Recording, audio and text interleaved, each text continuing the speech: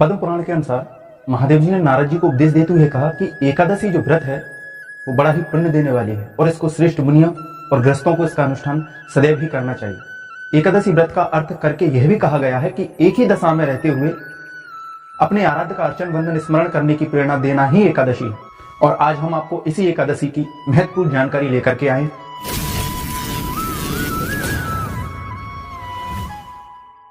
जय श्री महाकाल।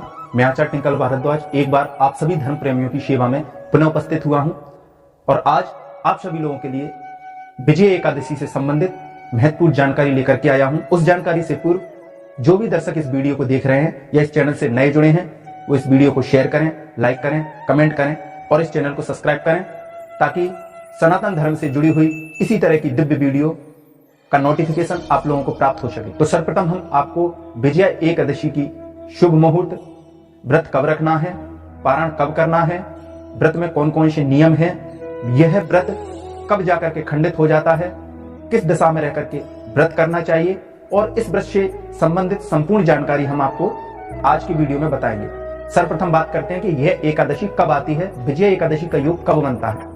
तो शास्त्रों के अनुसार फाल्गुन मास के कृष्ण पक्ष की द्वादशी को यदि श्रवण नक्षत्र आए तो वह विजय एकादशी कहलाती है और इस वर्ष 2024 में यह एकादशी दिनांक 6 मार्च 2024 को बुधवार की सुबह 6:31 से प्रारंभ हो जाएगी और वैदिक पंचांग के अनुसार इस तिथि का समापन 7 मार्च 2024 गुरुवार 4:11 पर इसका समापन हो जाएगा।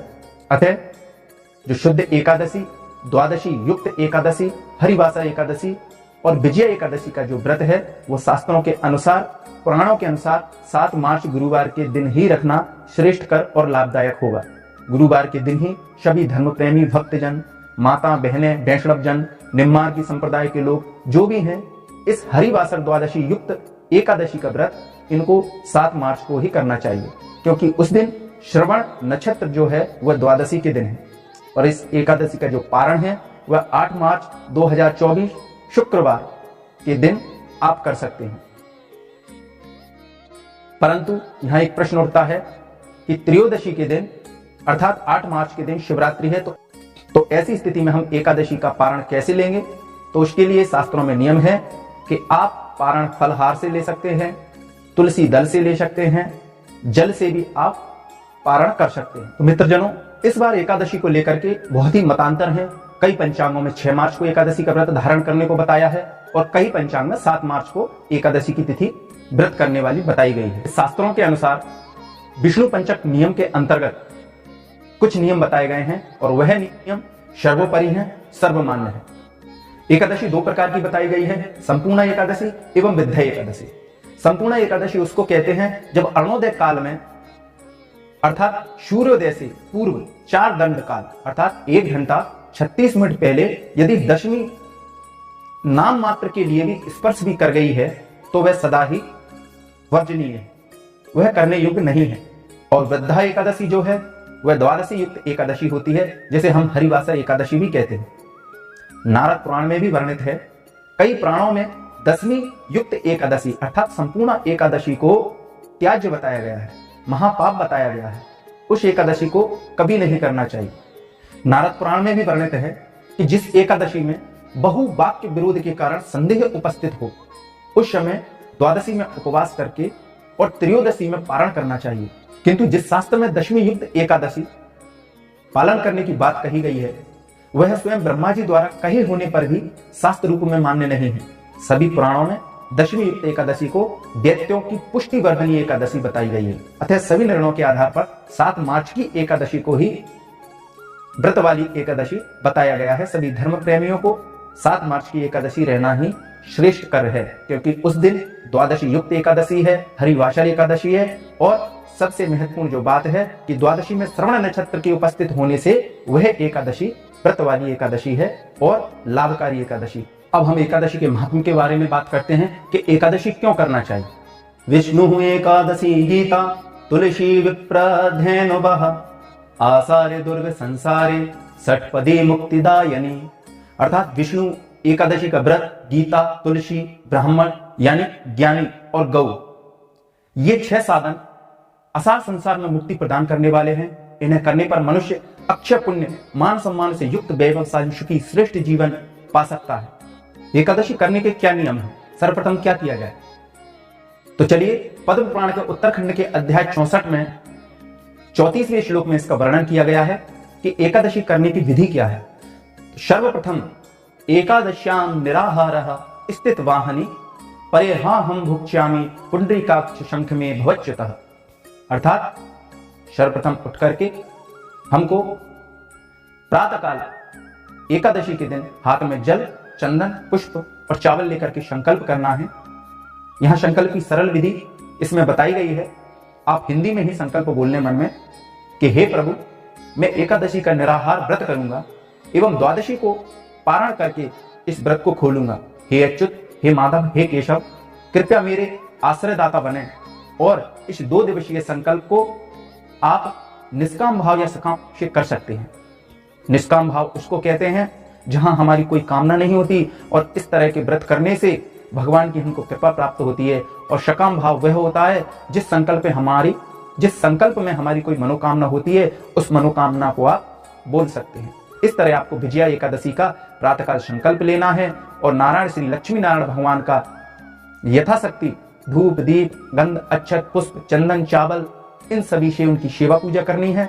तो जो भक्त एकादशी का व्रत करते हैं उनके लिए ये कुछ प्रमुख नियम हैं। उन नियमों में सर्वप्रथम आपको संकल्प करना है, बताइए नियम के अनुसार।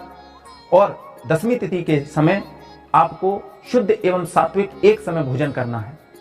और भोजन में आपको चावल, शहद, मसूर की दाल, कटहल, मांस, मदरा, लहसुन, प्याज, किसी भी आपको तामसिक पदार्थ का सेवन नहीं करना है। दशमी के दिन आपको पराय अन्न का भी सेवन नहीं करना है। परंतु यहां माताएं बहनें अपने मायके में अन्न ग्रहण कर सकती हैं, फलाहार कर सकती हैं, उसमें कोई दोष नहीं है। ब्रह्मचर्य का आपको पालन करना है।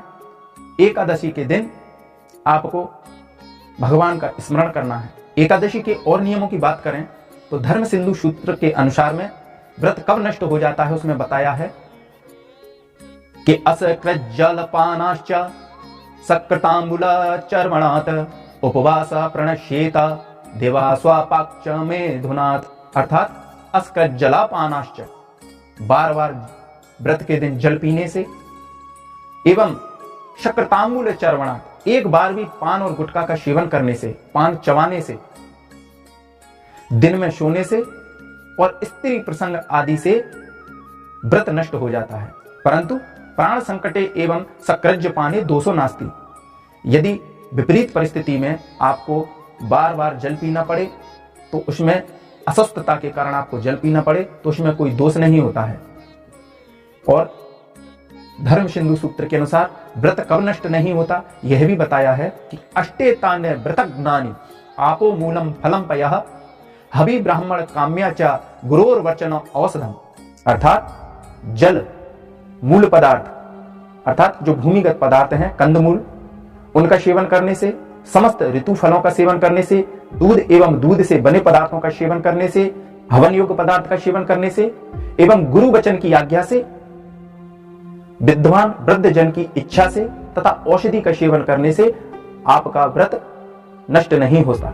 इसके अलावा एक सामान्य जो नियम होते हैं जो हर व्रत में पालन करना चाहिए वह भी धर्म सूत्र में बताया है कि क्षमाम सत्ते दया दानम शौचमिंद्रिया निग्रह देव पूजा च हवनम संतोषस्तेवर्जनम।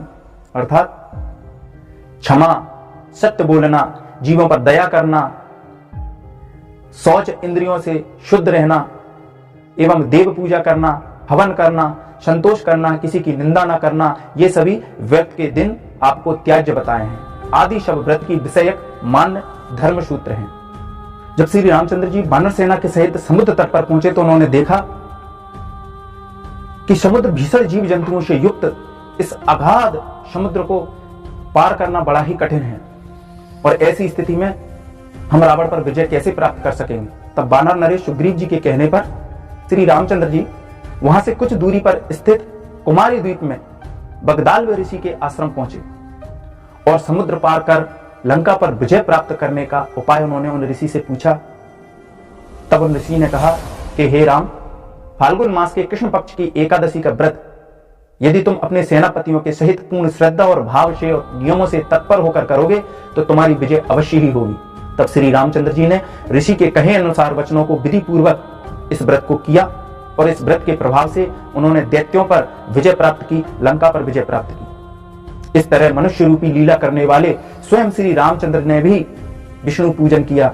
अतः जो भी व्यक्ति मानव विजय के अभिलाषी होते हैं, सर्वत्र विजय की अभिलाषा और मनोकामना को पूर्ण करने के लिए मनुष्य को यह व्रत करने से उसे विजय सी प्राप्त होती है।